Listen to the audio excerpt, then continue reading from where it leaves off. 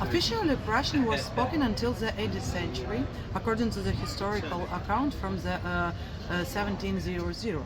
And last Prussian speaker, grandfather in the Coronian speech, died in 1677, but said that there are still some of them there, mean Russian speakers. In 1821, Samuel Linde published in his studies of the Prussian language. Their grammar does not differ much from the grammar of Prussian today. In 1845, Nesselmann published the Old Prussian language, and in 1873, an academic dictionary of Prussian.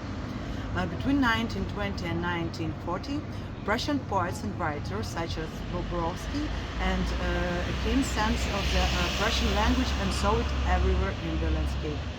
It said that during the evacuation from Prussia in 1945, some people happened to hear Prussian being spoken because of the general panic. Those who could speak Prussian did not hide their language. In 1975, the academic linguist Toporov published Volume 1 of the Prussian Dictionary. In 1980, the Lutheran priest Gerd Littich and his wife Ruth founded the Prussian Society Tolkemita in Germany. Gerd himself conducted masses in Prussian. A member of the society, Gunnar Krafft-Skallin, created a grammar and a dictionary of the Prussian language and wrote poetry. Another Tolkemita poet was Hans Georg Poder. Around the 1983, the Baltic scholar Letas Palmaitis started to correspond with Vladimir Toporov in the Prussian. As a result, they jointly published a manifesto for the restoration of the Prussian language, from the reconstruction of the Old Prussian language to the New Prussian. In 1988, Prusa was founded in Lithuania by Letas Palmaitis and Jonas Trinkūnas as a cultural club of Baltic Prussians. Since 1989, Prusa began publish a Prussian newspaper, Prusas Tautas Priegera. In 1999, Palmaitis published a grammar of the living Prussian language. In 1990, branches of the Prussia Club were opened in Riga and Olsztyn. In 1988, the Baltic scholar Vytautas Mažiulis published Volume 1 of the Dictionary of the Etymology of the Prussian Language. From 1988 to 1998, Valdis Maktupals, a member of the Riga Prussian branch, played and recorded Prussian music with the group Rasa. From 1994 to 1999, Vitting Vanax and the Luns Rusinis, members of the Riga Prussian branch, published the newspaper Prusas Vaistis. In 1999, Palmaitis published a dictionary of living Prussian language. In 2001, the Prussian community of Lithuania was founded. In 2005, Kulgringa released an album of Prussian songs, Prūsų giesmes. Since 2006, Prussian language and culture camps were held. Also from 2006, a Prussian language online forum was created. And in 2040 and 2060, the music group Romove Rikoito released the Prussian albums Undeina and Namova. So there's a short story of the reconstruction of the Prussian language, and I want to introduce you some other people who can tell you more about what's happening today. My first question, can you introduce yourself and to talk about the Prūsų language and what's your relationship with the Prūsų language? Aš esmu Glabis. Be ką as gebe, kas as asma, as subsinis parts vaida, be stas tikai sturnevs prasisunės, be mes turime, nusam gyvą ten per stankai, mes žinome atratvinas ten prasisunėm, kas mes asmai. Nu, dar kas geisam prususkam bīnu, nu, stas tad, kai kada nas bija suit malsas, jau neturi konkretan povīstin ezakovidanas mazilai gerdot un kaigi as pagauns tas gīt, un begi statuts bija prasupnans, bija pra visavidiskans zentlans visam. Bet kada nas jau pagauns tas gīt, un nas jau papretums, kai as jau tas gyvens visādi. Tas paganījās mazingi trātvinas tan prasīsaniem. Stan suban mes bandām izskint un stismu interviju, kad mēs turējām kitą vaikiasinien, atiminėjęs, es tam, turėjām kintu pan. Bet, jā, es jau stādam papretins, kai atrātvinas tam prasīsaniem, es nemazēju, ik per vadījus tam turēju, un ka vidan stavidan eiskensinam, kai tu ikaigi per jauns ainut, ka ikaigi gīmuns ainut, ka strēn, tu jau mazes tam legendan visiem mans gerdot, un kai tu esi ikaigi iz Londonan, ikaigi tu esi mātījās iz Polin, bet tādas, bet tebi as stavida legenda eiski, as ikaigi nima zili eiski, es tam ar meritu, un kai nekā, begi as jau pagavuns tas gīt, un tēt, kai subs process pagāvusi angstis, nekai as subs jau es tam pagauns merit, vai kai es tas egēju. Nu, stavidamas galvas problēma, jā, bet es neturis tam eiskien legendam, kai gitu turi. I have to summarize in part, because it's too much to make any precise translation. He was... Well, this is Glabis, this is one thing that can be said, and just one. He was telling about the difficulty of presenting some kind of narrative or legend about how this Prussian connection began, because it was something that began in a mysterious or unconscious way already before he realized that it had begun, already in childhood, already through dreams. And so this question opens up many more questions, but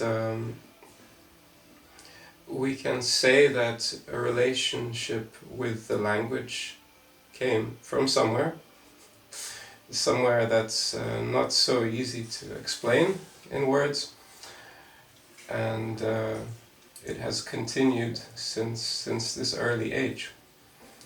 So we also had a documentary made with us last year, which we had some similar questions, and well, I guess we're still working on the answers.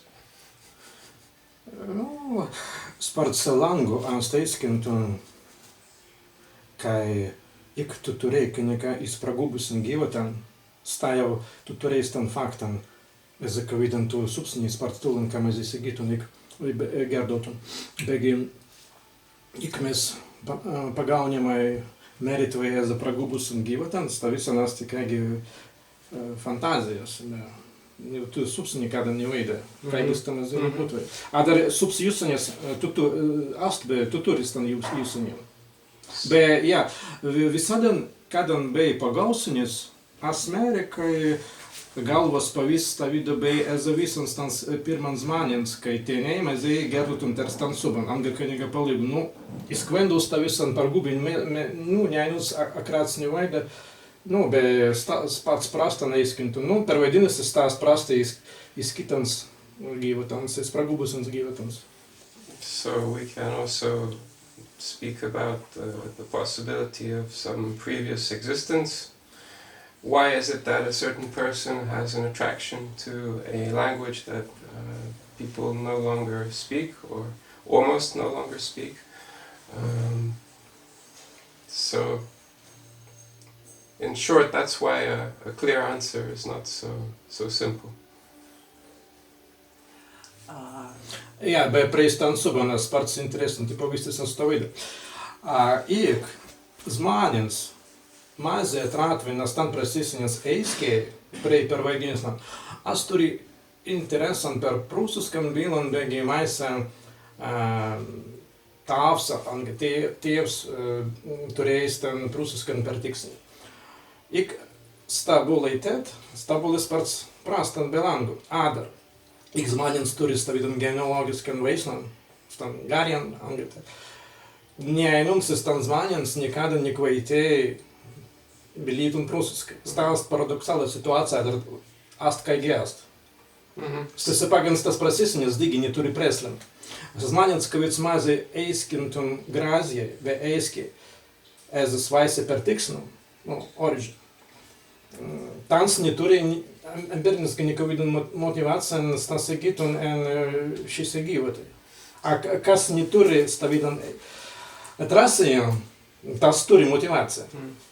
It's an interesting phenomenon, a paradoxical phenomenon that often people who mention that they know that they have some Prussian ancestors, these people, they don't tend to be the ones that start learning to speak the Prussian language, whereas the people who do often don't have any clear connection to this Prussian culture. And so we often get these questions, do you know if you have Prussian ancestors, does that make you a Prussian? But it again raises the question of the role of language and the role of culture and not just of our ancestry. So it's a complex picture for us. Gal jūs galit prisistatyti? My name is Adam, and I became aware of the Prussian language because of the existence of Romo Rekoita, Glabis' musical group. And then when Glabis started living in Vilnius, I asked if we could begin to do some lessons together. And then out of this, many other things developed, making lessons for other people. And myself, I grew up in England. My mother is Polish. I live in Lithuania now, and I have an interest in languages and especially the origins of words, etymology. And so the bigger your web of languages, the more you can start to find some common connections between meaning. I don't know if anyone actually knows how many people in the world speak Prussian, because sometimes we are surprised when someone appears who we didn't know about and they somehow have learned. Es stan situācija nen svētu. Kadan tas prasīsnis, mēs atraitet, mēs domāju, gerdu to nezastan procesam, kai pagausinis bei zurgis tan metam, kadan prūsas klubs pastāja gruntins, stāsta 1988 metų, bet Amerikai es esmu metu mazu būtvai arainen metan maizei izmakintuns 2-3 zmanins, ik tet sirdavai es Amerikai.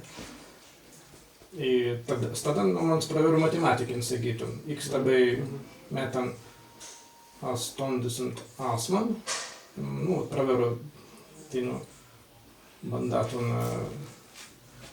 girbot un kelis ten jau arviskai.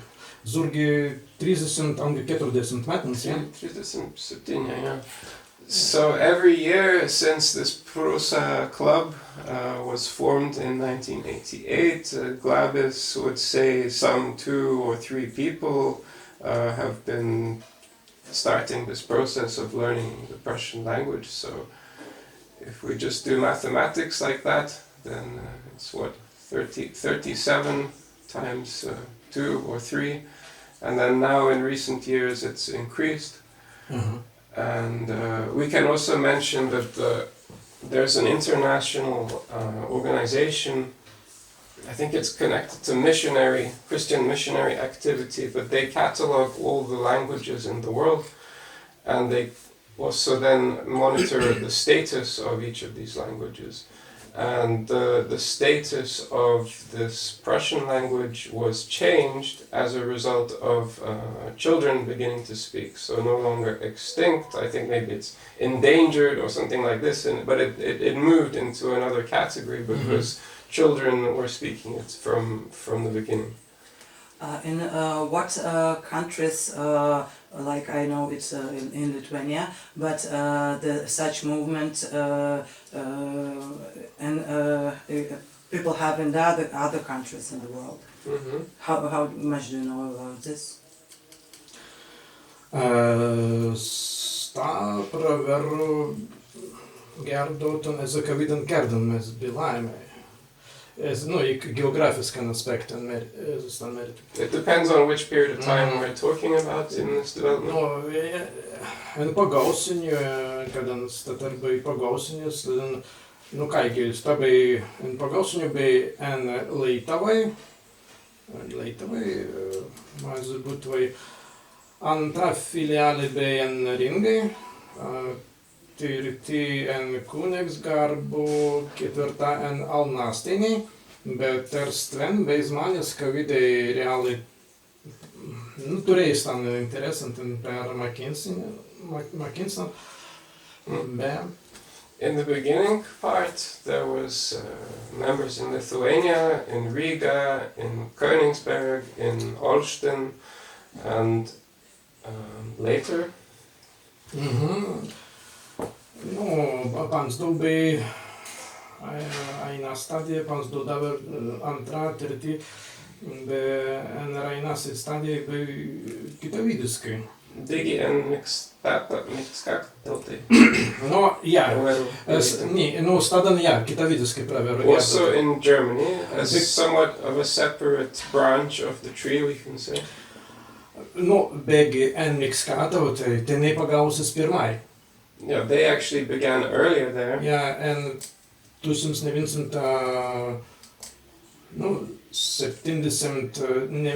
metų mes būtume jau turėję, begi jau kitą metą tenai jau registrirusis formaliai. At the end of the 70s, this Tolkemita society, consisting of people who had lived in Ostpreußen, but then had moved to Germany after the war. Dygės paradoksali situacija, kai kada žmonės buvina stūbėti, nuzentį ant vaisi deiktų, ant šis tautai, kada dabar neveikariaus kai gynėst problemą, не проверу мерит вы перту. А dar kada jau ast problemą, kada jau neturi svais tautam, neturi svais zemė, tai pats subs jūsinis tas, kad tebi esta nostalgiska būsena ainat visada, bet tu turi, ka nekas sakytų, tu turi realną tautam, zentli, tebi jau praveru turėtų, nerealną tautą, kitą vidą tauta ast bilat. Bet tas pats, nest problemą pagautum bilytų, anga peisatų, anga dabar, ka nekas sakytum sen bilanik, tu turi ten virtualną tautą, zentli, mentalisk.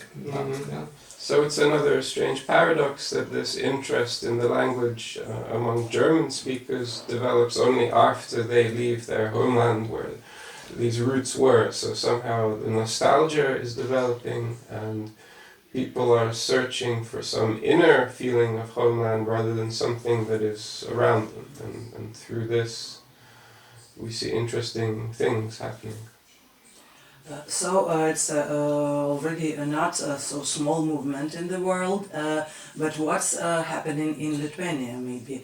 I heard about the School of Prussian Language and maybe some other events. Cool. No, we can call our lessons in a school or university even. I forgot to say, in the beginning, actually, many of the people interested were through academia, through Baltistic studies, and then more perhaps just assorted people from all areas of life were starting to be interested. As for Lithuania, what can we say? It's hard to say that anything is centralized, really.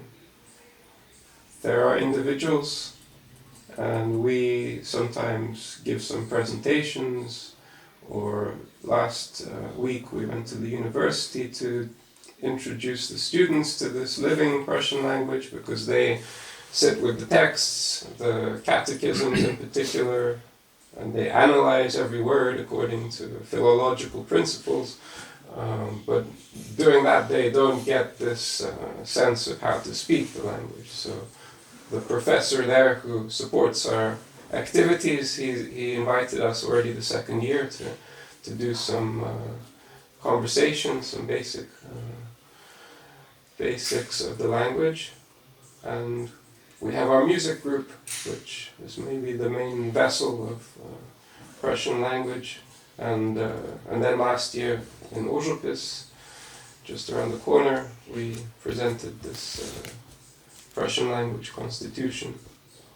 So I think some more people became aware of our activities because of that. Often Lithuanians will say, "Oh, I thought Prussian was extinct." And so it's very frequent. People don't even know about the catechisms, and they don't know that there are people using the language today. So how many words you have in the beginning? I heard that the vocabulary of the Old Prussian language is not so big, so you needed to do some process to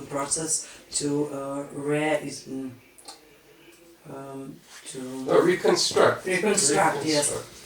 Yes. So Glabius can tell about the specifics in more detail, but there were a number of academics involved in looking at what exists in the monuments of the language, the sources, and then comparing with other Baltic languages, with Slavic languages, with Proto-Indo-European, and so on. And there was some kind of a peer review, maybe you could say, in this process. Also disagreements. So Vytautas Mažulis, Vladimir Toporov, Letas Palmaitis. There were already Baltistic studies in the 19th century that looked at the Prussian language. So various people building on those blocks. Kita viduskai, kto atminėjusi zostaną Virdiejna, nas byla z Samuelem Linden, Fatarem Severinom Fatar, tu neversto palons, Svensta videns povistens, kavidai teinu nibulai.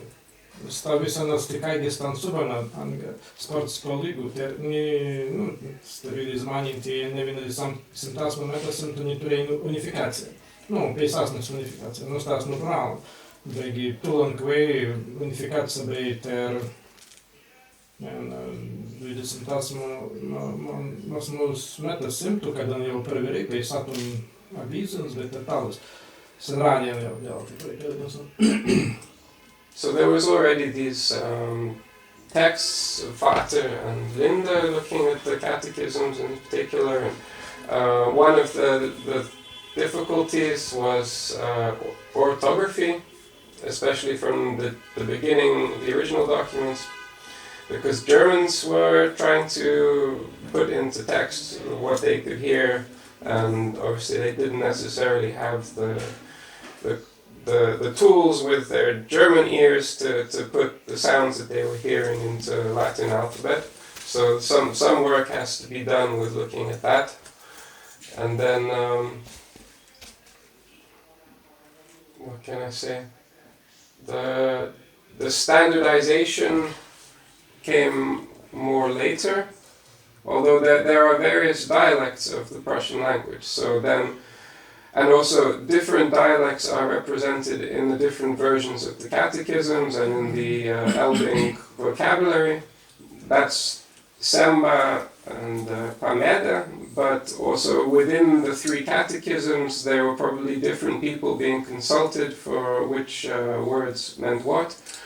And so it's not so easy to come to an agreement when all of your sources are in different times and different places. So even now there are some groups using one type, another group is using another, but we have our online dictionary, and it's synthesized a lot of the work, and you can look up a word and see where it's been taken from. You just need to start to understand what all the code words mean. Also, Majolis in his etymology has a similar code. So you can start to kind of dig down and see where these things came from if you want. But what about the spelling? Because we have books, we have dictionaries, but we have no audio from that time, of course. How is the spelling, with the reconstruction of the voice, like the active speaking? Fonetiski aspekti, ne? Yes. Nu, es tā vidēji zināņi, ka Vytautas Rinkevičs ast fonologai. Dēlī sen stan problēmām, stan pīsās, tad mēs redzami restun, kas vi zvanjens kvietīvuns en fiksīt un en pīsātun.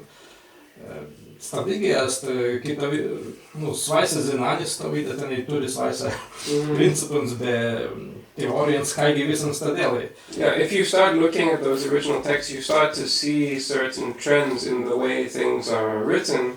And then you can also look at the morphology of languages. I mean, Vytautas Rinkevičius, it's his specialty as I understand it. And so you can also understand, if you look at Eastern Baltic languages, Lithuanian and Latvian, and then you know what kind of changes occurred between the Western and the Eastern, and then you can, looking at what Germans wrote, start to maybe guess what the mistakes that they made were, based on what sounds they don't have in their language.